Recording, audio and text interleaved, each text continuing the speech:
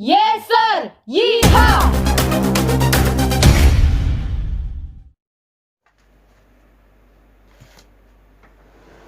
Sorry ya. Baik teman-teman, lagu tadi itu mengingatkan kepada kita bahwa keputusan yang kita ambil untuk menerima Yesus itu keputusan yang terbaik. Bahkan ketika teman-teman juga mengambil keputusan bukan hanya saja menjadi pengikut Kristus, tapi mau menjadi penjala manusia, mau melayani Tuhan, itu adalah keputusan yang terbaik. Meskipun banyak orang yang berpikir bahwa pemberitaan tentang salib itu adalah kebodohan, tapi sebenarnya bagi kita ada orang yang percaya itu adalah suatu anugerah, itu suatu kepercayaan. Ya? Bagi orang yang akan binasa, pemberitaan salib itu adalah kebodohan. Jadi ketika kita melihat ada orang-orang di sekitar kita yang mungkin merasa bahwa kita buang-buang waktu, kita merasa kita diperlakukan seperti orang bodoh. Nah, demikian juga Paulus merasakan hal yang sama. Sehingga untuk jemaat Korintus di 1 Korintus 1 ayat 18, dia bilang pemberitaan tentang salib memang adalah kebodohan bagi mereka yang akan binasa. Di 1 Korintus 9 dia bilang apa, celakalah aku jika aku tidak memberitakan Injil. Nah, kata celaka ini adalah kutukan. Dia mengutuk DP diri sendiri. Jadi bagaimana dengan torang? Apakah torang berani untuk kutuk torang pediri kalau torang tidak lagi memberitakan Injil? Misalnya, Deki bilang, kalau kita tidak lagi memberitakan Injil, sudah tidak memberitakan Injil, maka kita pe kaki patah, kita pe talinga terpotong, kita mati mengenaskan di jalan. Berani tidak torang mengutuk torang pediri? Kata celaka itu kutuk ya. Kata celaka itu di dalam Alkitab itu selalu diulang beberapa kali. Nah, Paulus berani mengutuk DP diri kalau dia tidak memberitakan Injil. Kenapa? Karena dia tahu untuk itulah dia diselamatkan. Untuk itulah dia bertemu dengan Tuhan Yesus. Nah, bagi kita ini sangat beruntung. Meskipun bagi dunia ini adalah buang-buang waktu. Tapi itulah konsekuensi memberitakan Injil di dalam kehidupan kita. Kita dianggap sebagai orang yang bodoh, dianggap orang yang buang-buang waktu. Nah, karena mereka tidak memahami. Kenapa mereka tidak memahami? Karena mereka belum mendengar. Belum percaya. Kenapa belum percaya? Karena mereka belum mendengar. Jadi tugas kita untuk terus mendoakan dorang, lalu kemudian memberitakan Injil ke dorang, supaya dorang bisa paham dan dorang boleh memahami, mengerti kenapa dorang harus memberitakan Injil. Ya, sebelum kita masuk dalam doa bersama dan mendengarkan firman Tuhan lagi, mari kita nyanyi lagi satu lagu. Terlalu besar kasih-Mu Bapa, ini menjadi lagu perenungan orang untuk apa yang telah orang terima dari Tuhan, supaya kami punya hati yang mau ditegur, hati yang mau dibentuk, hati yang mau belajar, hati yang mau diubahkan, hati yang punya kerinduan untuk dipakai oleh Tuhan. Terima kasih Tuhan Yesus. Ini kami yang berdoa, kami siap mendengarkan firman-Mu, kami mengaku bahwa kami tidak bisa berbuat apa-apa tanpa pertolongan Tuhan. Oleh karena itu kami menyerahkan waktu-waktu ini ke dalam tangan kuasa Tuhan, supaya melalui firman-Mu kami boleh terus juga dibaharui, dipulihkan dari hidup kami yang mungkin banyak melakukan kesalahan di hari-hari hidup ini, menjadi kehidupan yang lebih baik lagi di hadapan Tuhan. Kami siap mendengarkan firman Tuhan, di dalam nama Tuhan Yesus kami berdoa. Amin. Oke, teman-teman, torang belajar firman Tuhan. Torang akan merenungkan sama-sama. Torang pe topik itu adalah dosa merusak persekutuan kita dengan Allah dan sesama. Ya, torang akan belajar ini karena apa? Terkadang torang tidak menyadari bahwa apa yang torang lakukan, kesalahan atau dosa yang torang lakukan, itu DP dampak apa pada orang hidup. Sehingga jangan heran banyak orang yang justru hidup terlena dengan kesalahan yang dia lakukan, karena dia tidak memahami, tidak mengerti dampak atau akibat dari dosa atau kesalahan yang dia lakukan. Oke, jadi orang mau belajar ini, mari baca sama-sama Kejadian 3 ayat 1 sampai 15. Kejadian 3 ayat 1 sampai 15, boleh Fiona baca?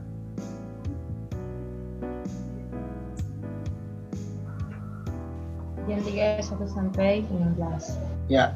Manusia jatuh ke dalam dosa. Adapun ular ialah yang paling cerdik dari segala binatang di darat yang dijadikan oleh Tuhan Allah. Ular itu berkata kepada perempuan itu, Tentulah Allah berfirman, semua pohon dalam taman ini jangan kamu makan buahnya, bukan. Lalu sahut perempuan itu kepada ular itu, buah pohon-pohonan dalam taman ini boleh kami makan, tapi tentang buah yang ada di tengah-tengah taman, Allah berfirman, jangan kamu makan ataupun raba buah itu, nanti kamu mati. Tapi ular itu berkata kepada perempuan itu, sekali-kali kamu tidak akan mati, tetapi Allah mengetahui bahwa pada waktu kamu memakannya, matamu akan terbuka dan kamu akan menjadi seperti Allah, tahu tentang yang baik dan yang jahat. Perempuan itu melihat bahwa buah pohon itu baik untuk dimakan dan sedap kelihatannya. Lagi pula, pohon itu menarik hati karena memberi pengertian. Lalu ia mengambil dari buahnya dan dimakannya dan diberikannya juga kepada suaminya yang bersama-sama dengan dia, dan suaminya pun memakannya. Maka terbukalah mata mereka berdua dan mereka tahu bahwa mereka telanjang. Lalu mereka menyemat daun pohon ara dan membuat cawat.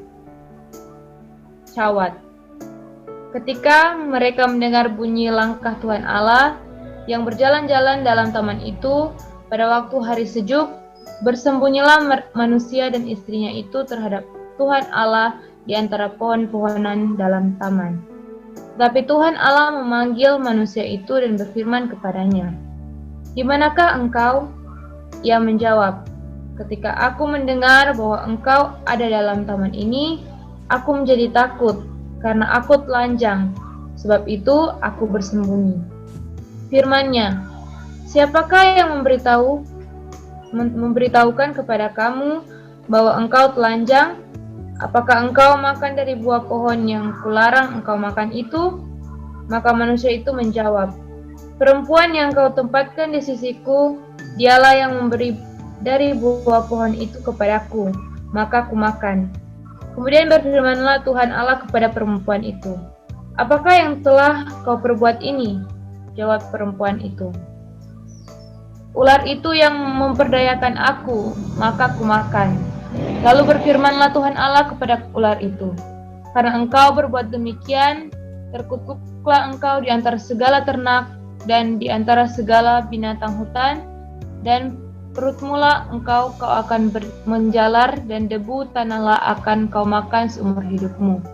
Aku akan mengadakan permusuhan antara engkau dan perempuan ini, antara keturunanmu dan keturunannya akan meremukkan kepalamu dan engkau akan meremukkan tumitmu."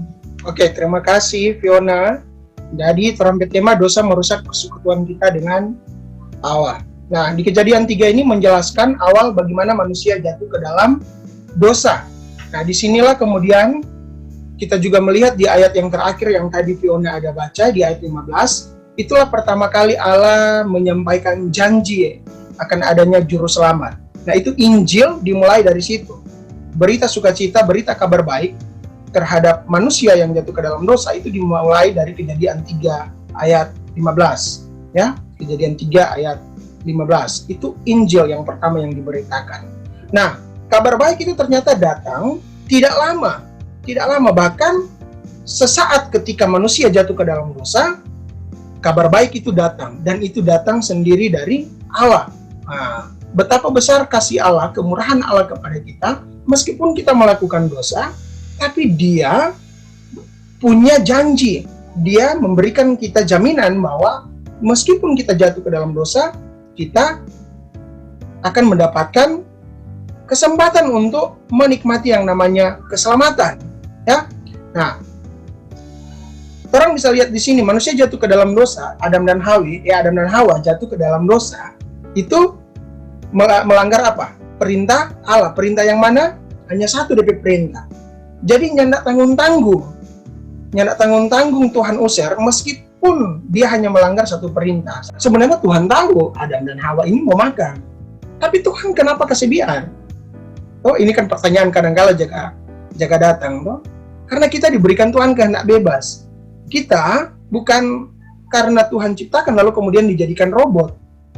Tuhan atur sana, Tuhan atur sini. Tidak ya, Tuhan tidak menjadikan kita sebagai robot, tapi Tuhan memberikan kita kehendak bebas untuk dapat melakukan ini dan melakukan itu, mengambil pilihan, ya, mengambil keputusan. Setiap hari ada 3.000 bahkan beribu-ribu keputusan yang bisa kita ambil. Contoh, setiap menit saja kita memikirkan apa, mau makan atau nyanda, mau bangun atau mau tidur, mau tutup mata atau nyanda, mau bagaro atau nyanda. Itu kan pilihan-pilihan. Jadi setiap hari itu kita kita mendapatkan ribuan kesempatan untuk mengambil keputusan, ya. Nah, dosalah yang merusak persekutuan kita dengan Allah, bahkan merusak persekutuan dengan sesama. Kita lihat dulu apa akibat dari dosa, ya. Ada 10 hal yang Kak catat akibat dari dosa, ya, dosa manusia. Yang pertama, kita terpisah dari Allah. Ini akibat dosa manusia, ya. Terpisah dari Allah. Kita lihat di situ waktu Adam dan Hawa melakukan dosa, ya, Adam dan Hawa melakukan dosa, Allah mengusir mereka dari Taman Eden. Bayangkan, di Taman Eden itu mereka sebenarnya hidup di dalam kebahagiaan, damai sejahtera dan sebagainya. Dorang berteman dengan hewan-hewan. Dorang tidur sama-sama dengan singa. Dorang tidur sama-sama dengan beruang. Coba yo sekarang tidur sama-sama dengan singa.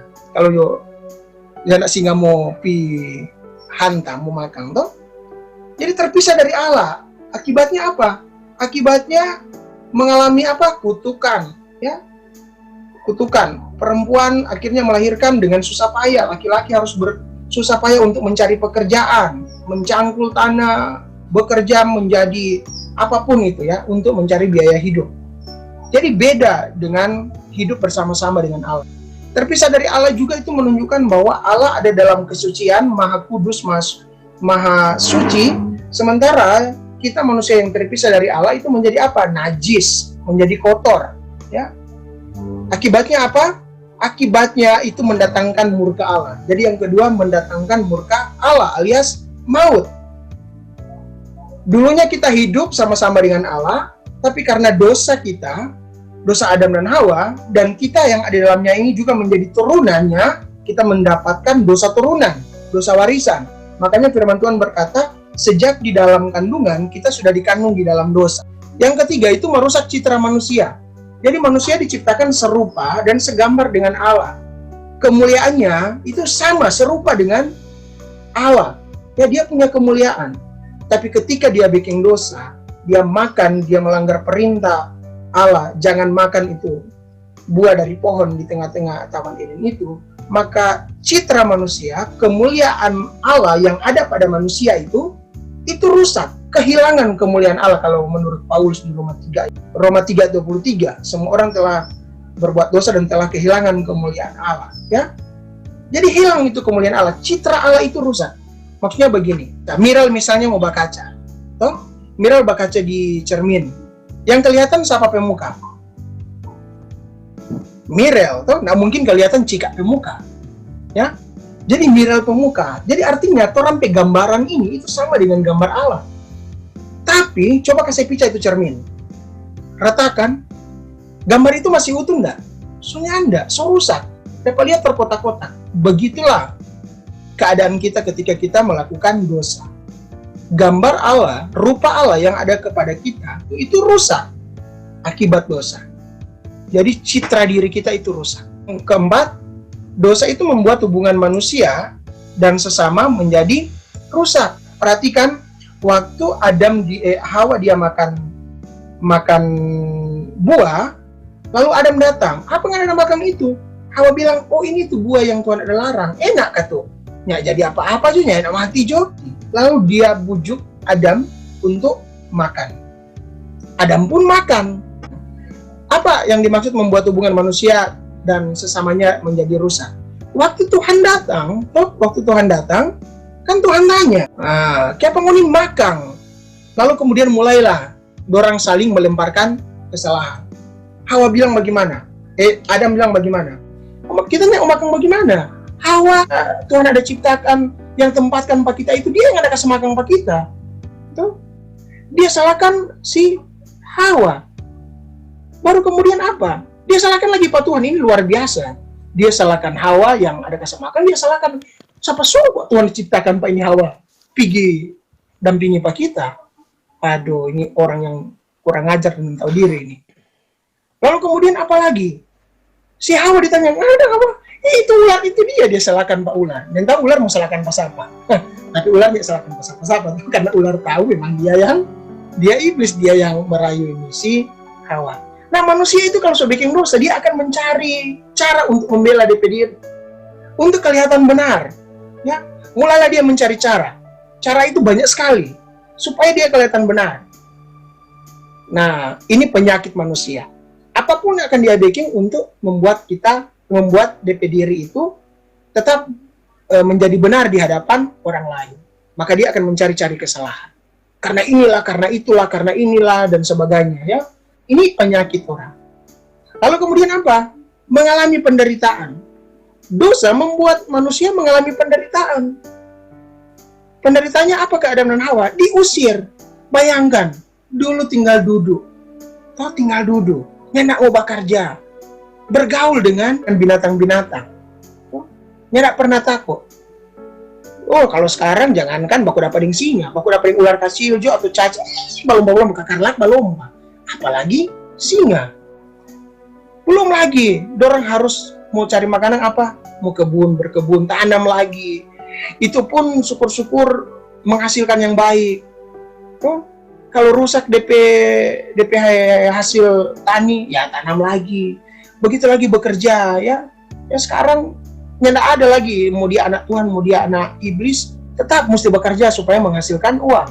Nggak ada itu anak Tuhan kok nggak bekerja, harus bekerja supaya menghasilkan uang. Hanya untungnya bagi orang anak Tuhan adalah, sedangkan orang yang bukan anak Tuhan dipelihara oleh Tuhan, apalagi orang anak Tuhan. Burung-burung yang tidak menanam diberikan makan oleh Tuhan, bunga-bunga yang tidak memintal tetap dipelihara oleh Tuhan, apalagi orang.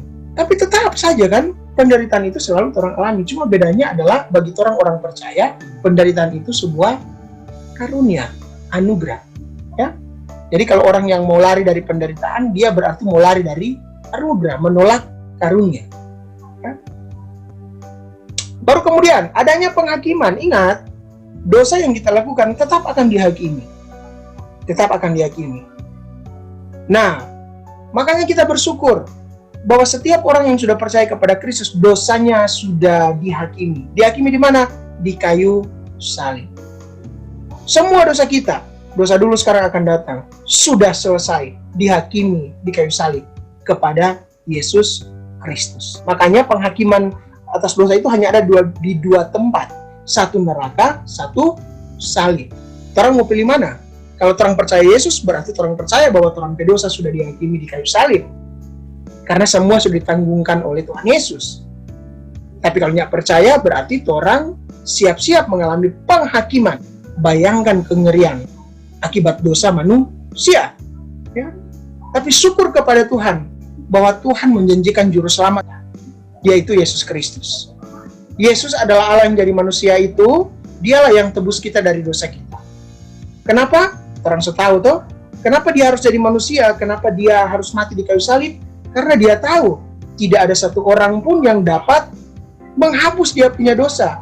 Karena dia tahu apa?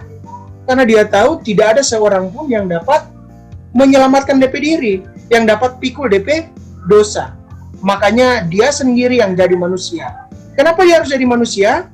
Karena yang berdosa itu adalah manusia. Yang berdosa adalah manusia. Jadi yang harus dihukum siapa? Manusia. Maka harus mengalami namanya penghukuman. Tapi Allah, karena dia tahu manusia tidak dapat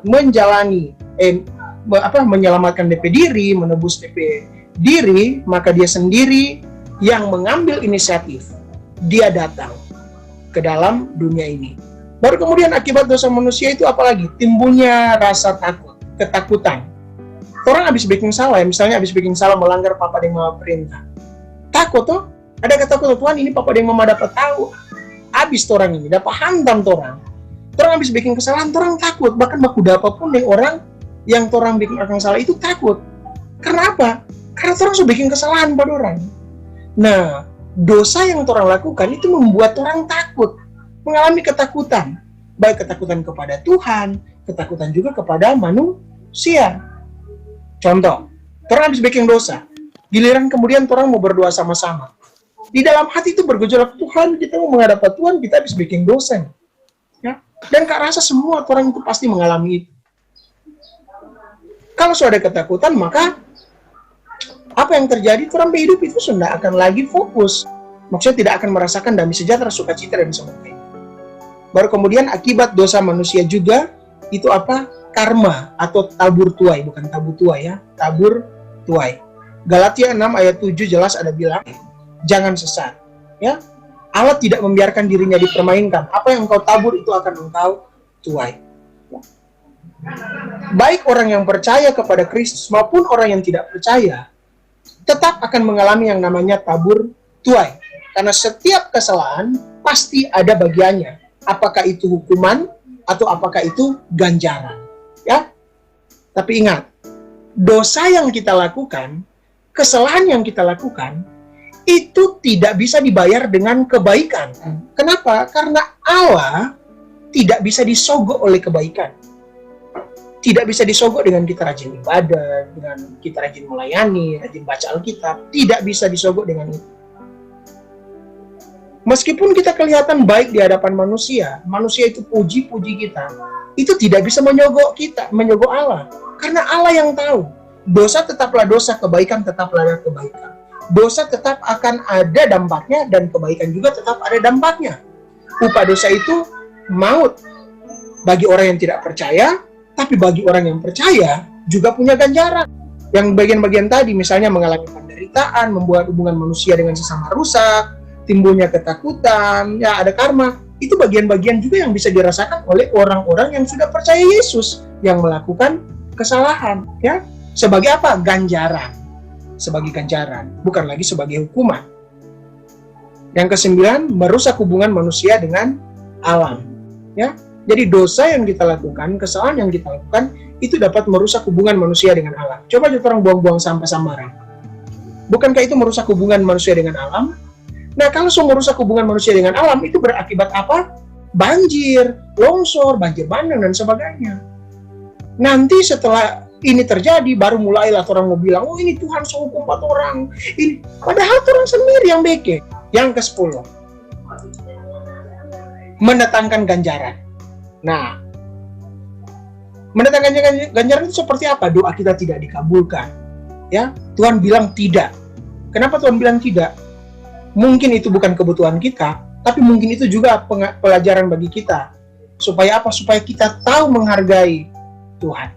Terkadang kalau kita meminta-minta sesuatu lalu kemudian Tuhan kabulkan terus, lalu kemudian kita selalu melakukan kesalahan, kan kita akan merasa, nah apa-apa kok kita bikin dosa? Toh apa yang kita minta tetap Tuhan kabulkan. Jadi ada waktunya, meskipun itu kebutuhan kita, Tuhan akan bilang, sorry kita nyanda mau kasih pangan supaya Anda tahu menghargai Pak kita.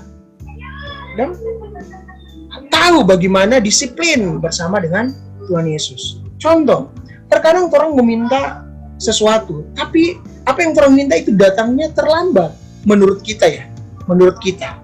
Tapi bagi Tuhan sebenarnya itu tepat.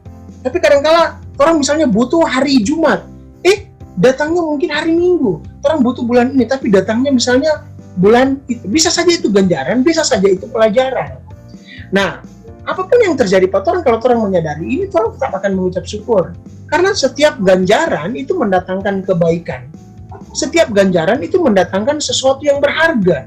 Contoh ya, Papa dan Mama itu pukul, kan itu mendatangkan kebaikan bagi orang. Ya? Supaya orang sadar bahwa orang salah. Jadi kalau Tuhan bilang tidak, mungkin Tuhan juga memberikan orang pelajaran begini.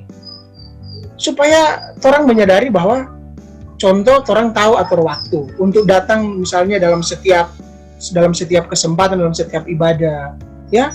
Orang nyenak mau terlambat. Kadang-kala orang itu manusia ya, suka-suka mau terlambat. Terlambat ke ibadah, terlambat bikin ini, terlambat bikin itu. Tanpa menyadari bahwa kadang-kala manusia juga sering memaksa Tuhan untuk memberkati orang dan tidak boleh terlambat. Ini kan kurang ajar. Orang sendiri suka terlambat, tapi orang paksa Tuhan untuk berkati orang. Jawab orang berdoa untuk nyandak terlambat. Nah, terkadang Tuhan juga mungkin bisa membuat orang berdoa itu dikabulkan, tapi kelihatannya terlambat. Sekali lagi ya, kelihatannya terlambat, tapi bagi Tuhan itu bukan terlambat loh, itu tepat pada waktunya Tuhan. Cuma orang merasa itu terlambat karena apa? Tuhan mau ajar pada orang. Makanya kok jangan terlambat. Pelajar. Makanya jangan bermain-main dengan Tuhan. Begitu ya. Nah, kalau orang yang menyadari ini, kalau Tuhan yang bikin begitu kan orang yang menyadari. Meskipun memang banyak ada yang keras kepala. Tuhan sudah bikin begini tapi tetap tidak menyadarinya. Bikin terus tidak apa-apa kok. Tuh. Selama belum patah tangan, patah kaki, baking terus. Nah, nanti mau tunggu patah kaki mungkin. Tuh. Atau kegagalan. Dosa melamai kegagalan. Kegagalan melakukan ini, kegagalan melakukan itu juga mungkin karena ganjaran dari Tuhan.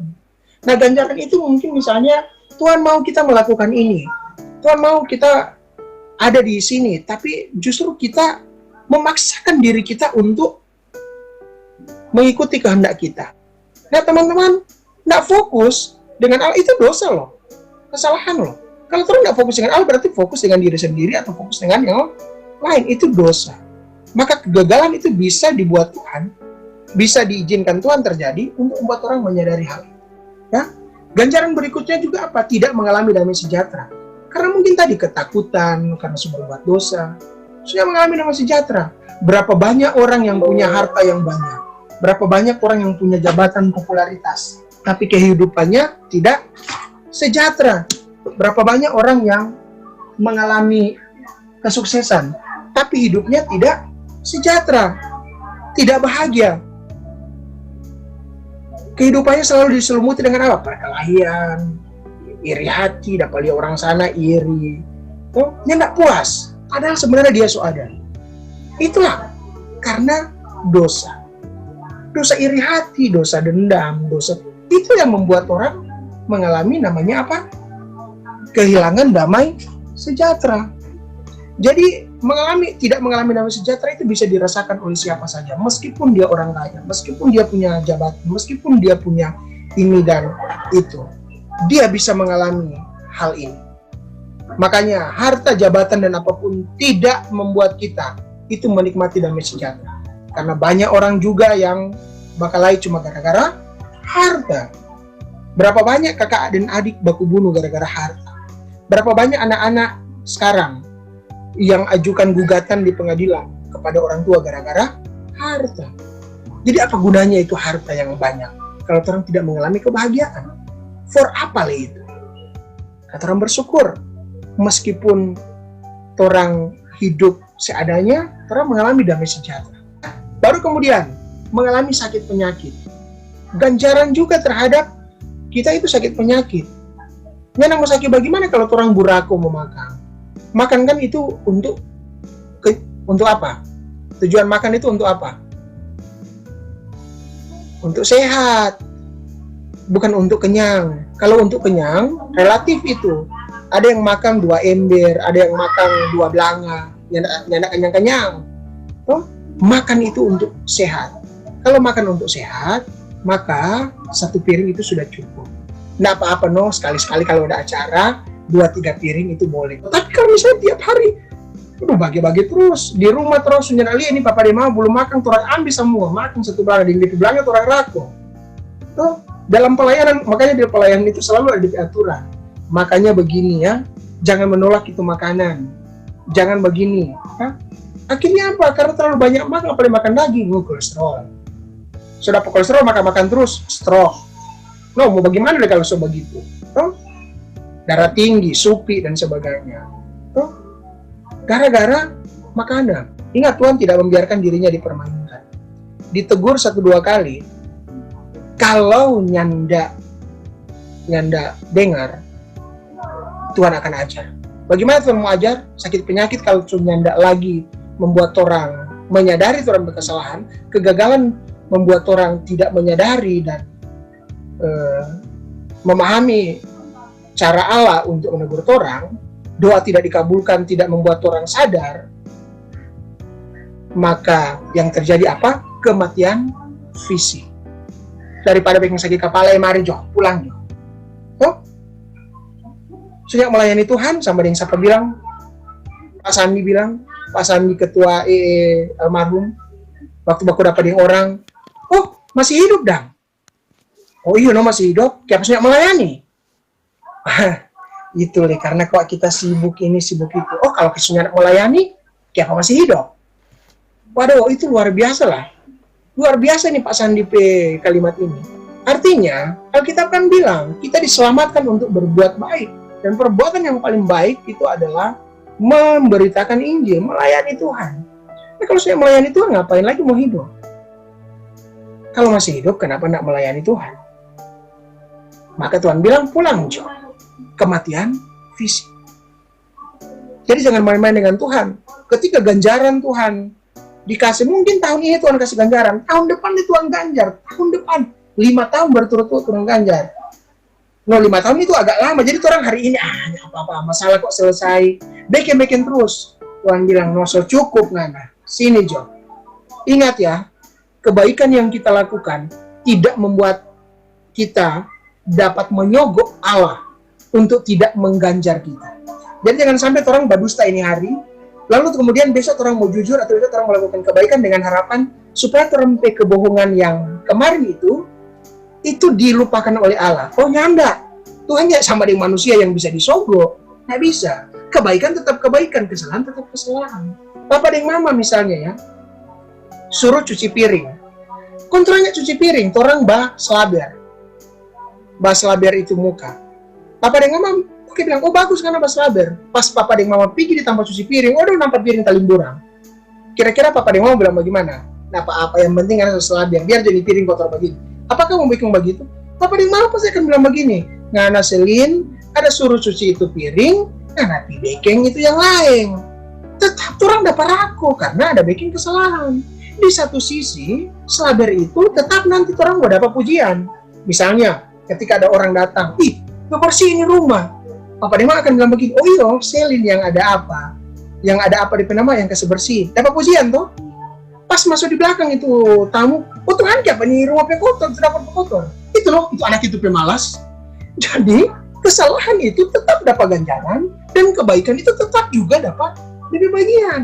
Nggak ada itu kebaikan mau tutupi atau mau hapus kesalahan. Semua ada di bagian. Ya, nah bagian kedua.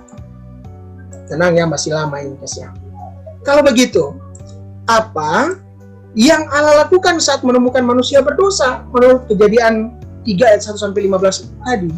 Nah, teman-teman, waktu manusia jatuh ke dalam dosa, Tuhanlah yang berinisiatif datang untuk mencari. Dia yang berinisiatif datang untuk mencari. Dia hanya nak tunggu. Oh, kalau mau tunggu itu manusianya nak mengaku itu. Itu kan natur manusia. Habis bikin dosa, jarang sekali bagi orang untuk mau jujur. Habis bikin kesalahan, jarang orang untuk mau jujur. Kita habis bikin salah. Kita habis bikin ini. Oh, doh. Kalaupun ada begitu, itu puji Tuhan. Roh Kudus bekerja. Tapi memang natur manusia, nyanda. Kesalahan yang dia bikin, dia akan simpan. Bila perlu sampai mati, nyanda orang yang tahu. Tapi syukur Jo, nyanda semua orang yang percaya begitu. Ada orang-orang yang tertentu, itu pun bisa dihitung dengan jari. Itu akan mengakui dosa. Ya, nah, apa yang Tuhan bikin? Tuhan bertanya, di manakah engkau? Ya, jadi ada dua hal yang bisa kita amati. Yang pertama, hubungan antara Allah dan manusia. Waktu manusia jatuh ke dalam dosa, dimulai dengan pertanyaan, di manakah engkau? Ya, teman-teman, di manakah engkau ini bukan berarti Tuhan yang tahu ya. Bukan Tuhan yang tahu. Jadi hal yang kedua, di mana ini bukan berarti Tuhan bertanya seletak geografis. Di mana mau dia bersembunyi? Itu kan berarti sama dengan Tuhan yang tahu, toh? Tuhan kan maha tahu. Maksudnya di sini bukan Tuhan yang tahu berdua dapat bersembunyi di mana. Tapi Tuhan tanya, mulai dua posisi ini di mana sekarang? Apakah memihak atau melawan Allah? Dosa itu pemberontakan terhadap Allah. Sebenarnya Tuhan tanya di mana itu, Tuhan juga mau bilang, kenapa ngoni kok nyanak jujur Jo, nyanak mengakui Jo, kenapa bersembunyi? Bukankah jujur itu lebih baik? Meskipun dapat kena marah. Tapi orang justru lebih baik nyanak kena marah. Lebih baik bikin dosa, nyanak jujur, daripada mau kena marah. Orang yang tahu nikmat membawa sengsara. Orang melakukan dosa, itu nikmat kan? Nikmat sekali. Melakukan dosa menyenangkan, memuaskan nafsu, nikmat sekali. Tapi sengsara loh. Kalau orang yang so percaya, dia juga mengalami sengsara. Apa? Contoh, dia main narkoba, free sex dan sebagainya. Nikmat. Tapi sengsara itu. Kalau dia narkoba terus, dia dengan perempuan ini, dia apalagi di luar nikah ya. Di luar nikah dia bagi di sini, dia bagi di sana, dia bagi di sana, semua dia bagi terus. Lama-lama habis DP badan, dapat HIV, AIDS. Ya, siksa itu. Mau mati, mau hidupnya, nak mau hidup. Narkoba. Sama dengan itu orang sama dengan di surga juga dia, padahal dia ada di PC di got. Tapi dia anggap itu DP halusinasi, dia membawa dia seperti ada di tempat yang bagus. Tapi siksa kan, dia sadar kemarin apa ya, DP tangan luka-luka, dia ada iris, jatuh. Minum, apalagi orang minum kalau dia mabuk. Dia berpikir dia itu yang paling kuat di dunia. Bagi share, sama dengan orang paling kuat. Coba tolak aja sedikit pada dia kalau jatuh. Kan orang begitu toh. Sudah dirasa berani sekali karena merasa paling kuat di dunia, padahal sumpang camping bajal. Jadi ditanya di sini, mau di posisi itu di mana? Melawan Allah atau memihak Allah? Tuhan tanya begitu ke Adam dan Hawa. Jadi orang boleh berpikir, orang melakukan dosa kesalahan itu, orang memuliakan Allah atau melawan Allah? Ingat, memuliakan Allah bisa melakukan hal-hal yang kecil. Misalnya apa? Tidak malas, rajin bekerja, belajar sebagai siswa, ya, di rumah baku bantu dengan orang tua. Mulai dari hal-hal itu. Itulah menyenangkan hati Tuhan. Ketika Tuhan nyandak baking itu kan dosa. Yakobus 4 ayat 17, jika kamu tahu bagaimana harus berbuat baik tapi tidak melakukannya, maka kamu berdosa. Dua hal inilah yang harus kita pahami.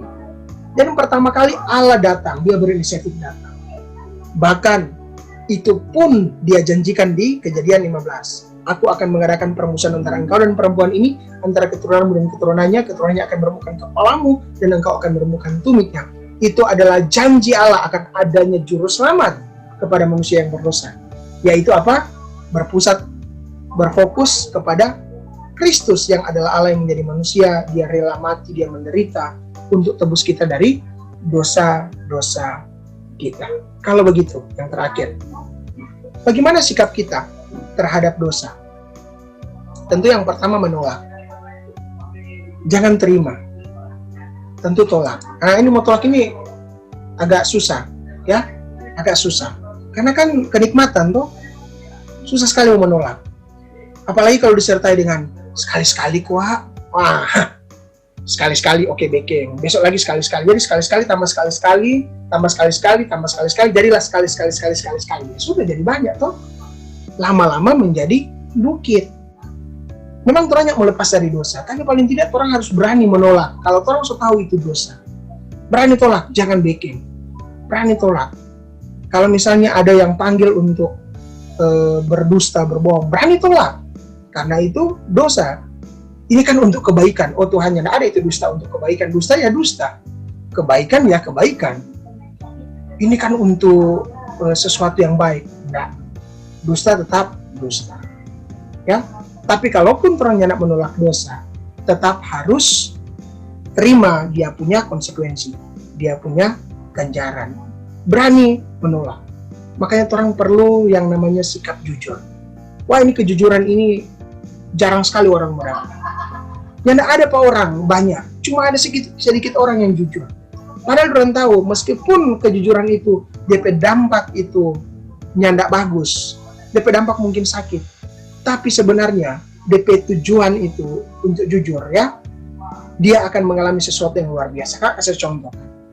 Ada itu di film rohani yang DP pemain itu pemain Overcome. Lalu kemudian di situ ada DP nama Javier. Javier ini seorang pekerja yang kehilangan pekerjaan di PHK. Pas dia pulang ke siang, ini DP istri, ya orang Meksiko di film ini ya, DP istri ini butuh doi. Mau bayar itu kos, mau bayar itu rumah kontrakan. Sudah doi. Lalu kemudian DP anak-anak juga mau bayar sekolah. Waduh, dia stres. Padahal Javier dengan DP keluarga ini adalah orang yang suka ibadah. Orang yang rajin ibadah. Orang yang rajin memberikan persepuluhan. Lalu kemudian dia menyadari, dia menyadari bahwa dia suka kehilangan pekerjaan. Dan dia waktu itu, dia marah sekali Pak Tuhan. Dia berjalan di jalanan, sepanjang jalan dia menggerutu, dia bilang, Tuhan ini nyana adil Pak kita. Kita juga masuk gereja, kita kasih perpuluhan. Kurang apa lagi kita ketaatan Tuhan. Tuhan kasih biar kita putus kerja. Kenapa Tuhan kasih biar kita berkeluarga merasakan seperti ini. Tuhan ini nyana adil. Semua caci maki dia bilang Pak Tuhan. Semua keluh kesah dia bilang Pak Tuhan. Di tempat lain, seorang polisi ini itu yang pemain Overcome, Kak lupa di nama siapa. John Ramson Kasapasta. Yang itu pemain Overcome ini dia. Yang itu, yang polisi ini ya. Ternyata ini polisi ini dia butuh pekerja. Dan dia sudah bilang pada teman polisi untuk mau cari orang lain supaya boleh baku bantu bekerja untuk mau bikin rumah. Maka DP teman polisi satu bilang, ada kita saudara DP nama Javier. Ya udah, kita mau tunggu untuk bekerja. Lalu nih si Javier ini dia jalan-jalan lagi. Dia jalan. Sementara di perjalanan dia lewat itu rumah dari polisi ini. Dia menghadap ke atas ini Javier ini tuh. Aduh. Dia marah-marah Pak Tuhan. Tiba-tiba Javier bilang begini, Tuhan, kalau memang Tuhan itu betul-betul ada, tunjukkan sekarang, tolong Pak kita sekarang. Baru bilang begitu, tiba-tiba terdengar, Javier, ini kan cuma di film tuh. Javier, itu kan, siapa yang dapat cerita dengan kita ini Tuhan coba panggil, ternyata itu polisi itu yang mau panggil. Polisi mau cek, betul ini Javier atau nyanda? Javier bilang, iya kita, ada panggil Pak kita. Polisi ini bilang, iya ada panggil Pangana, panggil Pak Siapa, dan cuma Ngana ada di situ. Di Javier dengan ekspresi dan mungkin perasaan yang bingung, Tuhan percepat ini Tuhan ada jawab kita berdoa. Dia pergi pada ini Pak polisi. Dia tanya ke apa? Ada apa? Ini bekerja juga dari tadi kita ada tunggu karena belum datang. Baru datang. Ayo bekerja. Karena namanya Javier. Iya, oke langsung bekerja. Bekerja. Singkat cerita selesai lah. Belum selesai. Maksudnya semua hampir selesai dari pekerjaan. Lalu polisi ini datang di kantor. Polisi ini bilang begini. Bagus kata dibilang pada teman komandan. Bagus kata menghadapi saudara itu kan. Dia bekerja kata hebatnya. Bersih dan ulet dan rajin dia bekerja. Kenapa semua kelar kita proyek. Teman bilang begini. Karena maksud siapa? Javier yang mana? Javier yang bekerja. Dia bilang, ada bekerja dong dia. Ada bekerja. Dia sakit, apa dia tadi malam kita udah lihat masuk rumah sakit, 5 hari ini sakit. Ini polisi satu ini dia bilang begini. Hah? Yang ada bekerja di rumah itu siapa dah? Nggak tahu leh. Javier. Bukan Javier yang itu, setelah aku tanya. Mana yang ada panggil itu mau bekerja dengan kita yang mana? DP badan kurus. Sana gede. Langsung lari dorang. Pergi di rumah, jangan-jangan ini penjahat.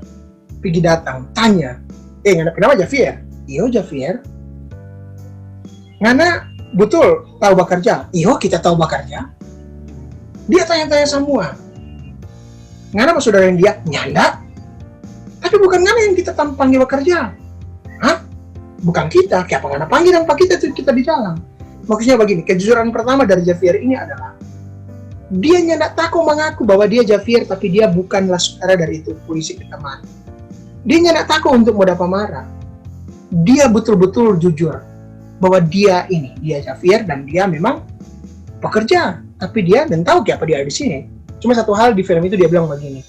Ini adalah jawaban Tuhan terhadap doa. Dia nyanda takut mau dapat marah. Dia nyanda takut untuk kemudian kaget-kaget dia digaji karena dia ada jujur, atau dia nyanda takut karena dipikir jangan-jangan dia mau dipikir jadi penipu. Karena mengaku Javier, dia jawab seadanya, sejujurnya. Kejujuran pertama dari Javier ini. Kejujuran kedua, karena polisi lihat orang ini jujur, orang ini taat dan orang ini ulet, maka polisi ini bantu dia untuk bawa di perusahaan yang besar. Perusahaan yang besar ini membutuhkan buruh untuk melihat mengangkat kayu dan pokoknya buruh di perusahaan itu. 1 bulan bekerja di situ. Ternyata ini Javier ada perhatian khusus dari pemilik perusahaan dan juga para pemegang saham di situ. Kon orang bilang bagi orang rapat, orang bilang orang butuh supervisor. Tapi untuk supervisor yang orang-orang di sini terus sudah nak percaya dalam kejujuran karena orang jaga sabotase itu barang. Bagaimana dan orang mau cari sendiri supervisor? Lalu kemudian satu orang bilang begini, yang pemilik perusahaan, kita ada lihat ini satu orang yang baru ini, itu dia ulet dia bekerja. Dia bagus, dia hadir tepat waktu, dia pulang juga sebelum semua urusan beres. Kelihatannya dia pas mau jadi supervisor. Ya udah, kalau terang panggil pada dia. Lalu kemudian satu orang bilang begini, oh jangan dulu percaya. Orang uji dulu dia betul-betul enggak dia mau jujur. Ya udah, orang uji. Bagaimana cara mau uji? Orang panggil pada dia, orang kasih dia kesempatan untuk mau antar itu barang. Orang anggap saja mau sogok pada dia untuk mau sabotase barang. Nanti orang iming-imingi pada dia untuk mau dapat DP imbalan. Lalu kemudian orang panggil lagi Javier. Javier dipanggil, Javier bilang ditanya, Javier kamu suka naik jabatan? Suka. Kalau begitu, ngana antar ini barang, pergi di sana. Sampai di sana, ini barang kan ada 12 paket. Contoh 12 paket, nah, ada 12 paket. Nanti kalau di sana, tolong lapor Pak perusahaan, cuma ada kasih 10 paket. Karena 2 paket, orang mau ambil DP keuntungan. Nanti ngana mau dapat. Bayaran. Oke? Di Javier bilang, kita nggak bisa begini. Nggak bisa kita mau begini. Lalu kemudian ini pemilik perusahaan bilang begini, ngana mesti backing. Karena ini orang so bilang ngana so tahu toh ini. Kalau ngana mau backing berarti ngana cuma jadi pengkhianat. Maka ngana orang akan pecat. Jadi sekarang ada pilihan cuma 2, mau backing atau nyanda. Kalau ngana mau backing ngana dapat imbalan, plus ngana kenaikan pangkat. Yang kedua, kalau ngana mau tolak, ngana dapat pecat. Ngana mau pilih mana? Aduh, bagaimana Kang? Jadi dia diminta kesempatan 1 hari untuk berpikir. Oke, dia pikir 1 hari, dia berdoa, Tuhan apa yang kita mau backing Tuhan? Lalu akhirnya singkat cerita dari besok, mungkin dia sudah dapat jawaban. Dia pergi di situ, dia bilang, bos, kita so ada jawaban. Apa? Ngana keputusan apa dah? Mau antar atau nyanda? Kalau ngana mau antar, ngana akan dapat doi dan ngana juga mau naik pangkat. Tapi kalau ngana nyanda antar, maka ngana dipecat. Karena ngana so tahu ini cerita ini, takutnya ngana akan cerita ke karyawan lain. Lalu Javier bilang begini, kita lebih dipilih dipecat daripada kita mau bikin dosa. Kita lebih dipilih kehilangan pekerjaan daripada kita kehilangan integritas sebagai anak. Biar Jo kita tidak dapat pekerjaan, Tuhan masih boleh piara bagi kita. Oke, ini pemilik perusahaan ini bilang, itu nggak ada pilihan. Ini nggak ada surat, silakan nggak baca di situ. Dia baca itu surat. Wah, kalau kamu mau cerita ini agak jaga terharu ya. Waktu dia buka itu surat itu dan dia baca, apa itu surat itu berisi? Selamat, Anda mendapatkan jabatan baru sebagai supervisor karena Anda lulus ujian. Teman-teman, kejujuran itu memang kadang-kadang membuat orang, jangan sampai orang hilang ini, membuat orang agak sulit untuk mengambil keputusan. Tapi lihat, seperti Javier itu ya, dia tidak mendapatkan surat pemecatan, tapi justru dia mendapatkan surat kenaikan jabatan karena dia kejujuran. Berapa banyak orang sih yang jujur? Bukankah banyak orang berdusta karena takut untuk mendapatkan teguran? Bukankah banyak orang yang tidak jujur atau berdusta karena apa? Takut dimarahi. Bukankah banyak orang yang tidak jujur karena apa? Karena untuk membela dirinya. Bukankah banyak orang yang tidak jujur supaya dia kelihatan baik di hadapan orang? Maka hati-hati dengan ini.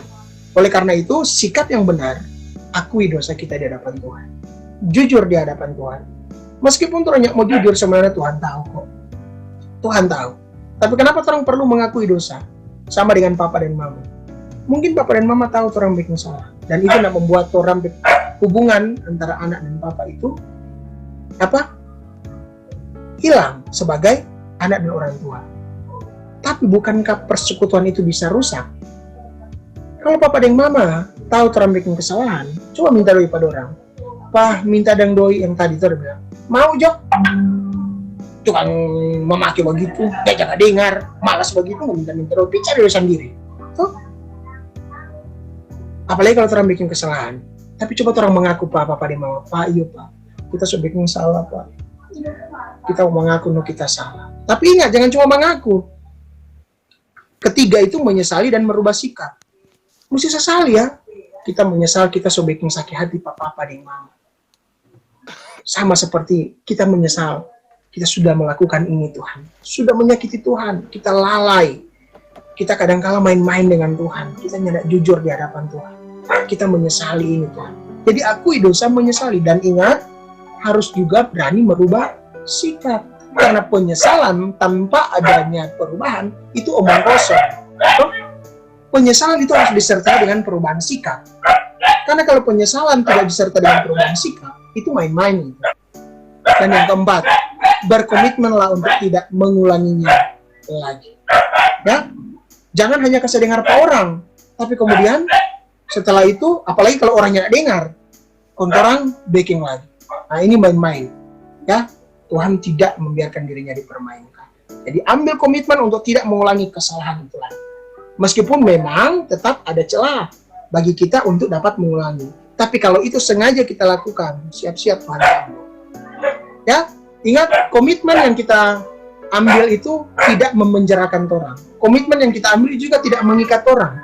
Tapi komitmen yang kita ambil itu akan menolong orang untuk hidup fokus, hidup benar, hidup terarah bersama dengan Tuhan. Ya. Jadi teman-teman, biar hal ini menjadi pelajaran bagi orang.